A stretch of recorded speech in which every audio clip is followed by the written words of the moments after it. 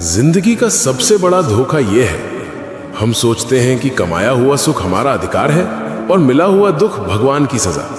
पर सच्चाई उल्टी है। दुख वहीं भेजा जाता है जहां उठने की क्षमता हो, और भगवान वहीं ठहरते हैं जहां आत्मा हार मानने लगे। आज जो ये कहानी सुन रहा है, शायद तुम्हारे अंदर भी एक टूटा हुआ हिस्सा होगा। तो ध्यान से सुनो। ये कहानी किसी एक लड़के की नहीं, ये हर उस आत्मा की है जिसे समय ने कड़ा बनाया है।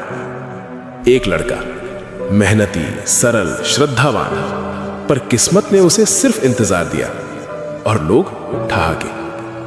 कोई उसका श्रम नहीं देखता, सिर्फ पूछता, भगवान ने तेरे साथ ऐसा क्यों किया? और एक रात उसने आसमान से फुसफुसाया, महादेव, क्या मेरी भक्ति अधूरी थी? जवाब फिर भी खामोशी। पर वही खामोशी उसके भीतर एक नई चीख जगा रही थी, एक बदलाव की आग। वो टूट कर गिरा, पर टूटना उसकी पराजय नहीं थी, ये उसके अहंकार की मृत्यु थी। रोते रोते उसने पुकारा, अगर भटक रहा हूं रोक लो, अगर गिर रहा हूं पकड़ लो, अगर हार रहा हूं जगा दो। और पहली लकीर यहीं बदली। जब जिंदगी का प्रश्न क्यों मैं रूपांतरित हुआ, अब मुझे क्या सीखना है। ध्यान की उस रात उसे शब्द नहीं मिले, पर एहसास मिला, साधक, मैं तेरी राह बदलने नहीं आया, तू जिस रास्ते पर है उसी को पवित्र बनाने आया हूं। यह संकेत था, भक्ति भागने का द्वार नहीं, टिके रहने का व्रत है। वो लड़का उठा, पर अब उसकी दृष्टि बदल चुकी थी।